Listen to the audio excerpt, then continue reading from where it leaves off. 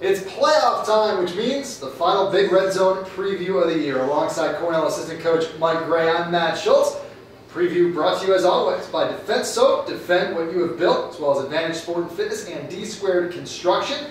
You can hear the broadcast on 1160 ESPN and 1160ESPN.com. We'll have the full EIWA semifinals Friday, 5:15 p.m. and we'll have the finals coming your way Saturday at 2:45. We'll try to take this thing weight by weight. We'll just look at Cornell's guys and how we think they might do, where we think they might place, and who Cornell can expect to qualify for nationals. Starting things off, Mike, 125, Nashawn Garrett, 6th in the country, 34-4 this year with losses to the first, second, and third ranked guys in the country. Really hasn't lost to anybody below him. Is this really his tournament to lose? I think so. You know, he wrestled a tough match against Rapo in the duel. He won 3-2 in ultimate tiebreaker. So he's going to need to wrestle a little bit better to you know, widen the gap against Rapo. But he's been doing the right things in the room. Been training hard, and you know, I believe he will widen the gap and I guess show his superiority. Garrett 9-0 against EIWA opposition this year. Toughest guys in his weight class: Mark Rapo, Joe Langle from Rutgers. I mean, Langle's a little weird, but I don't know if there's really anybody that should beat Nashawn Garrett. If Nation wrestles to his potential, then you know, the sky's the limit for him in general. Whether it be the EIWA tournament or the national tournament, he has tons of talent. We've all seen that all year long. It's just letting go of everything, just wrestling as, I guess, the best he can and how he does in the room. So.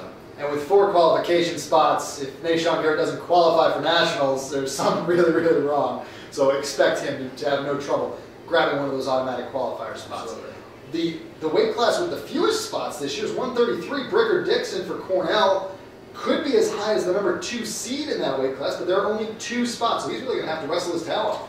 He's going to have to wrestle well, but as we've seen, Bricker did really great in the regionals against Franco from Hofstra, and they wrestled the kid from Nebraska, another tough kid, and beat him. So Bricker's been wrestling better and better each week, and I think he's really going to just culminate this weekend. He's going to do a great job and get to nationals for Big Red. Yeah, Bricker Dixon 7-2 against the EIWA this year. Has a really good win over Cruz from Lehigh. That's a real tough opponent, and somebody that down the road at EIWA, you never know if they'll match up again. So it's going to be a tough one, but Bricker Dixon might have a chance to grab one of those 2 automatic spots at 133. 141, there's 7 spots. I don't think Mike Nevinger's in any danger of not qualifying, but can he win the weight? He's been a little inconsistent.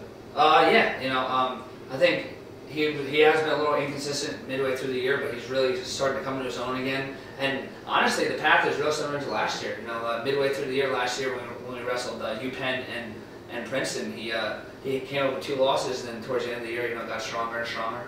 Made it to the finals of the East, but this year I expect him to make it to the finals and to win the match, to be an EIWA champ. Well, he is sort of the man to beat this year, but CJ Cobb of Penn's having a great year. Cobb beat Nevinger a little earlier on. There's a number of great wrestlers at 141. Stephen Keith of Harvard, Trevor Meldy. There's a lot of really good guys that way. Absolutely, you know, but I'm biased. I think my guy's the best. So. Well, you certainly should think that. Yeah. 149, Chris Villalonga, looking at maybe somewhere around a 4 seed. If he is seeded 4th, he'll have to wrestle to his seed or better to win.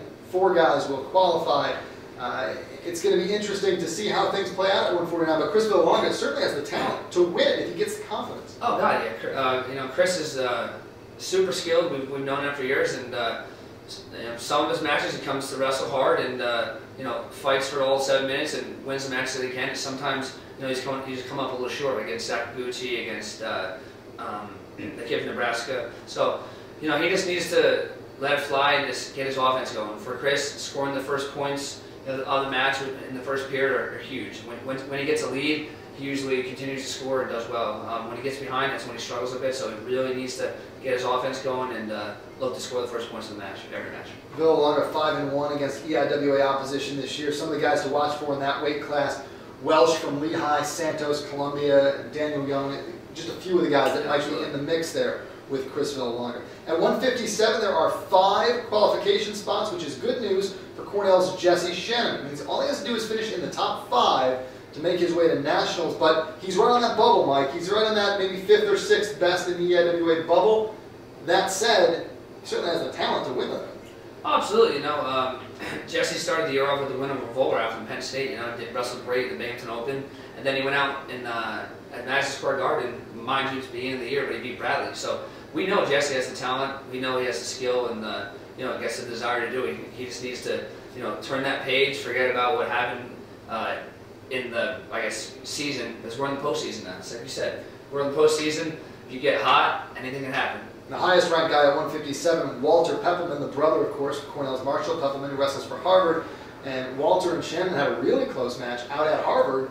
Shannon almost beat Walter Peppelman, so there's no reason to think that he won't be right in the next. Oh, no, absolutely. You know, we have tons of faith in Jesse. We know how good he is and how he can wrestle. It's just a matter of, like I said, just forgetting about the inconsistencies and just going out there and just taking it for what it's worth. A wrestling match. Go out there and do what you're trained to do, and he'll do well.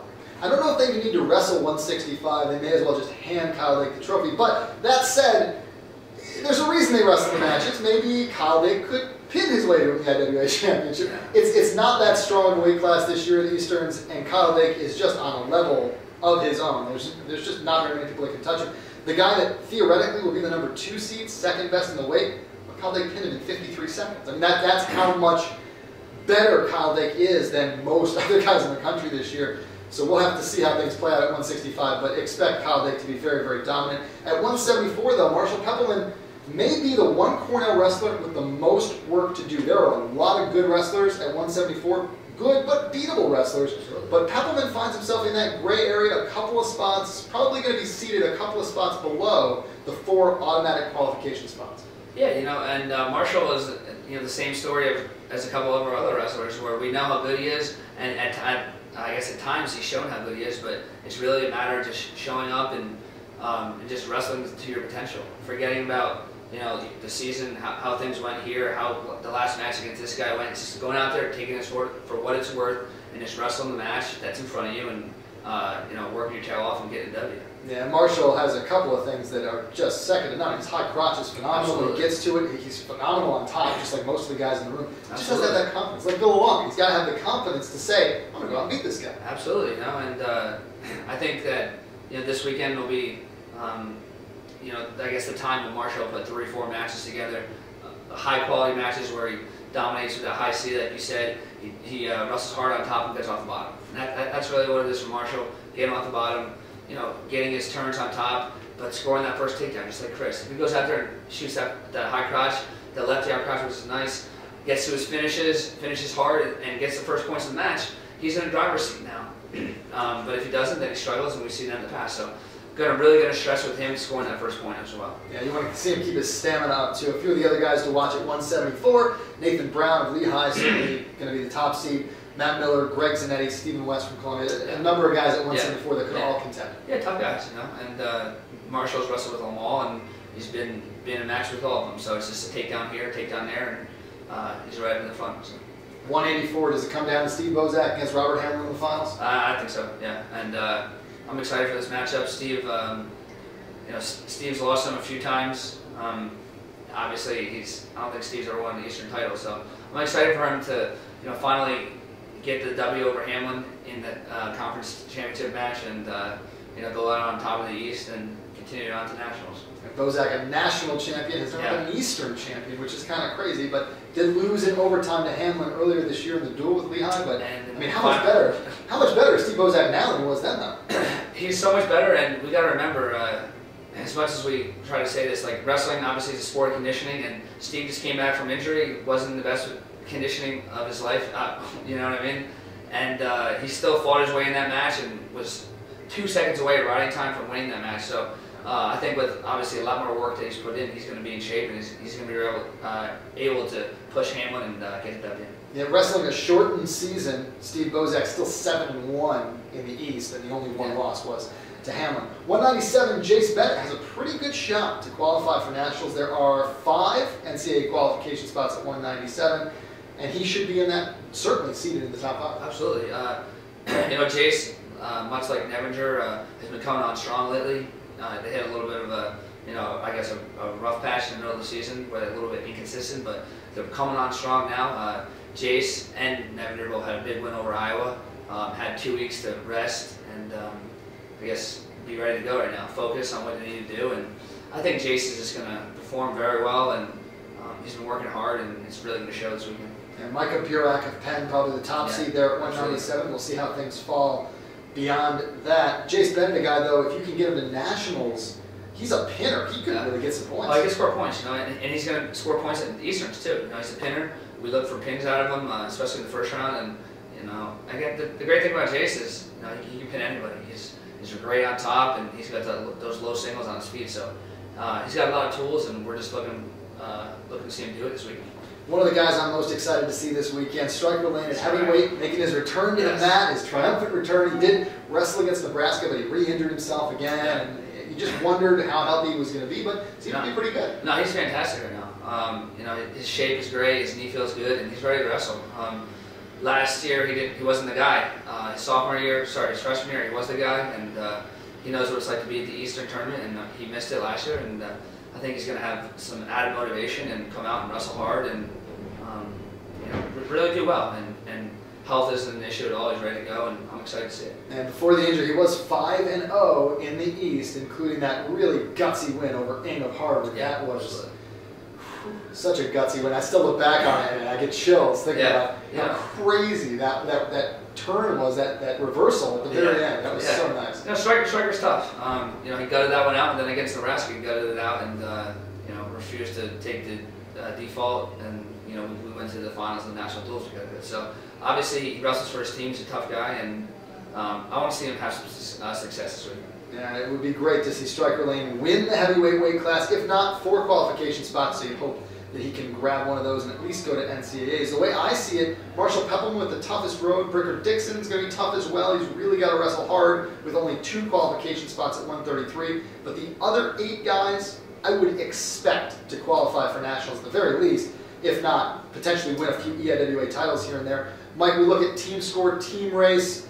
The East might be a little bit down this year. Cornell still should be the class, though. Kyle Dake's out there pinning people. Bozak's probably going to be out there pinning people. Cornell should rack up. Jace Bennett pinning people. Cornell should rack up some bonus points, and I would expect, Sean Garrett's out there tech falling people. You would expect Cornell probably to win their unprecedented 7th straight Eastern title. And that's what we've been training for. And obviously there's tough teams. Lehigh's point scorer. Rutgers is actually a really tough team, point scorers. They have a tough squad, but I just expect our guys to do what they've been doing all year. Nashon in Vegas and Scuffle, just tech falling people, wrestles great in tournaments. Kyle obviously pinning everybody.